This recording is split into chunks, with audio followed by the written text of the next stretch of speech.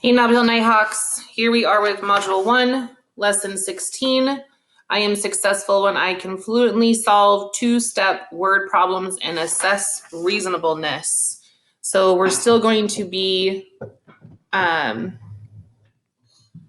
working on subtracting.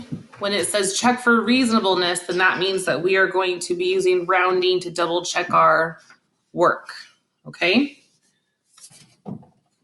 So our first problem is a company has 3 locations with 70,010 employees all together. The first location has 34,857.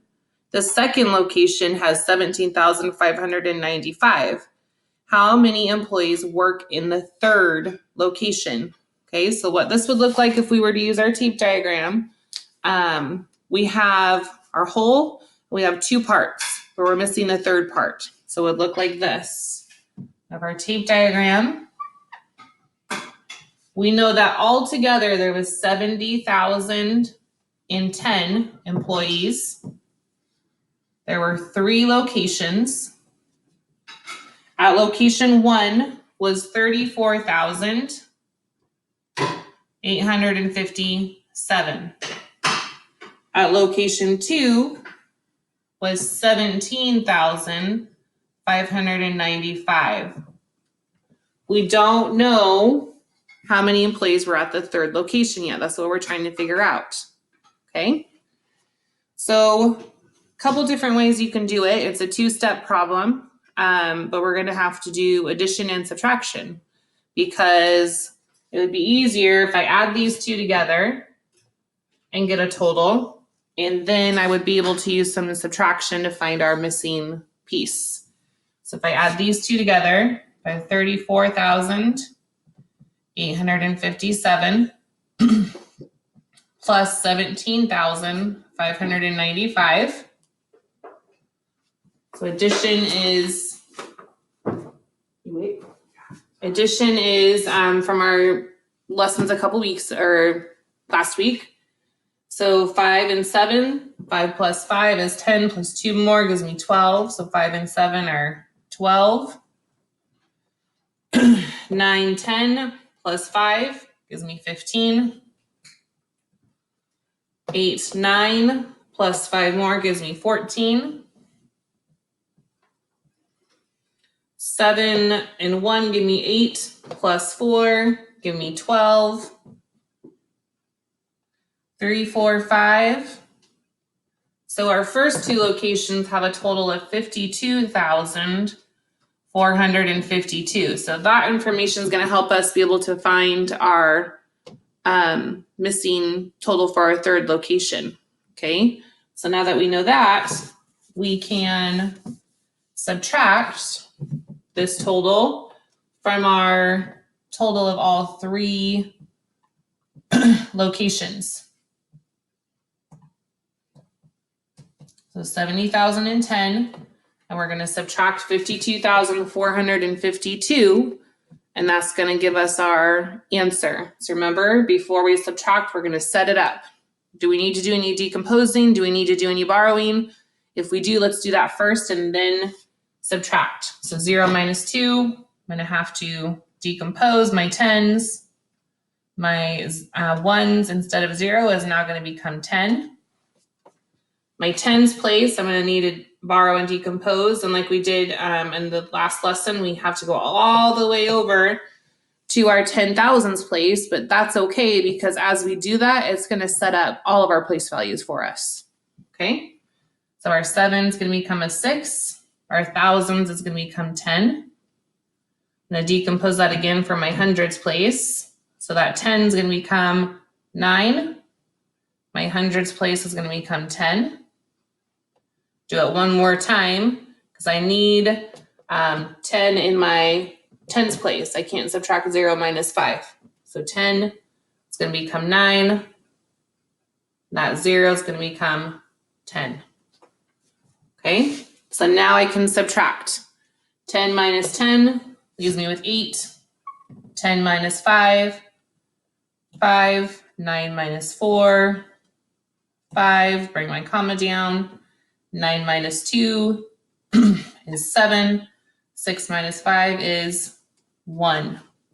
So our final answer is 17,558, which is our answer to that third location. And I've noticed in our interventions, we're having a hard time with our answer statements. So if the question was, how many employees worked at that third location, we would just flip that into an answer and we'd say 17,558 employees worked at the third location.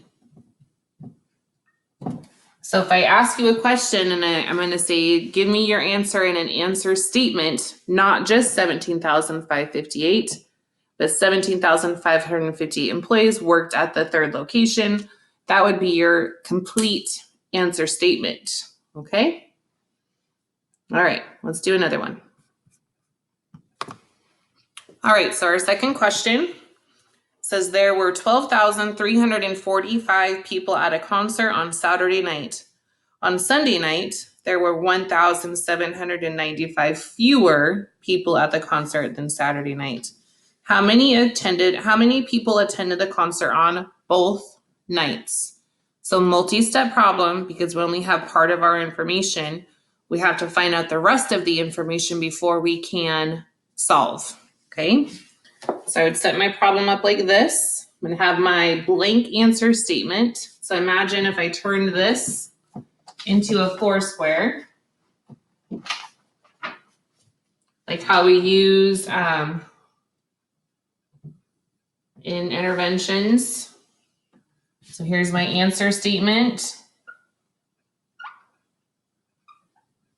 And I can set that up first. With a blank answer. So I know what I'm looking for. So we could say blank people attended the concert on both nights. So that's what we're trying to find, okay? How many people attended the concert on both nights? Here, I'm going to put my important info.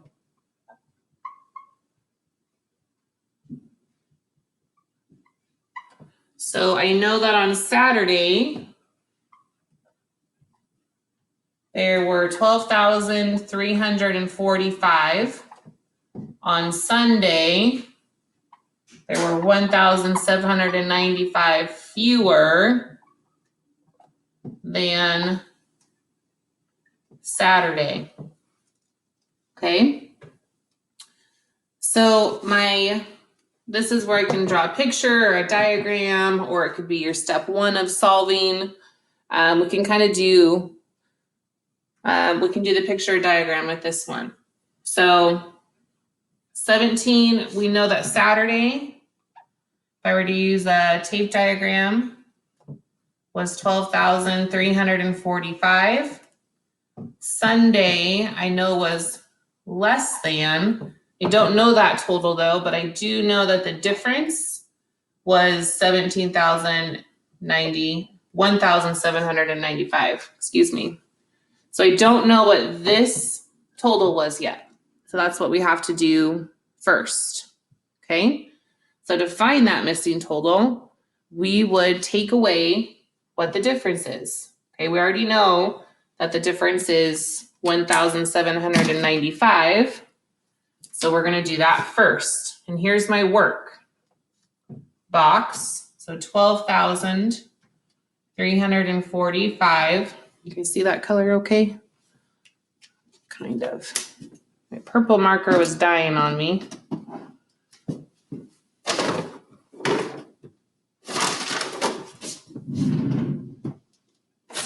Find another marker.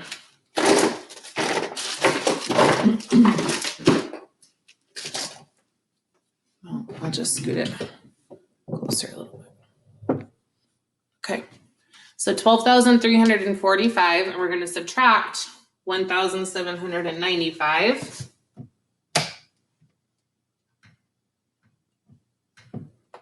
Remember, when we're subtracting, we need to set it up first. So 5 minus 5, we can do that. It would give us 0. 4 minus 9, we wouldn't be able to do that, so we need to decompose. My 3 is going to become a 2. My 4 is going to become 14. But now my hundreds, I don't have enough, so I'm going to have to decompose. My 2 in the thousands place become a 1. The 2 in the hundreds is going to become 12. 1 minus 1, I can do that. 1, I don't have any thousands to take away. So now we are ready to subtract. So 5 minus 5, 0. 14 minus 9, 5. 12 minus 7, 5. 1 minus 1 would be 0. There's no thousands to take away. So that, 10 thousands to take away. So 1 minus 1 is 0. And I would bring my 10 thousands down. So the difference between the two is 10,550. So we can come over to our diagram and say, well, now we know that Sunday had 10,550 people in attendance. But that's not what we're asking. We're not trying to figure out how many people came on Sunday. We're trying to figure out how many people came all together. So now that we know that Sunday, we come back to our important information, was 10,550 people. Well, now we can figure out how many came all together, because now we have our Saturday and Sunday total. So we take those two numbers and add them together for our final answer.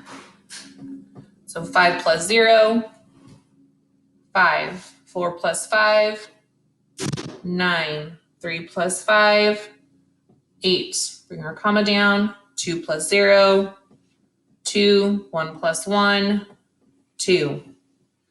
So the total between the 2 days was 22,895. So we can take that information and come plug it into our answer statement, and then our answer statement would be complete. 22,895 people attended the concert on both nights. So we could check this for reasonableness, and you can do it mentally using the rounding strategies that we've been working on a lot, and use that estimation to say, is my answer reasonable? So I could look at this and say, well, 12,345, I could round that to 12,000. I would round it to my nearest 100. So 12,300, if I were to round that to my nearest 100. I could round this one to my nearest 100 as well. So 10,000. My hundreds place, I would look to the right. There's a 5, so I'd round this to 10,600. And I can easily add those two together. Well, 6 and 3 would give me 9. 10 plus 12 gives me 22. So if I add those together, it would give me 22,900. Is that close to my actual number? 22,895. 22,900. Yes, they are very close. So that means that my addition and subtraction was correct, because if I were to check for reasonableness with rounding, it was really close to the actual number. So that's just a way we can double check our work. All right, you guys. Word problems, they will not go away. We'll continue working on them throughout your whole 4th grade year. So if this still looks like a lot to you, don't worry. You're going to be a pro before you know it. All right, you guys, keep up the great work. We'll do more of this in small groups this week. Have a great afternoon. We'll see you guys soon.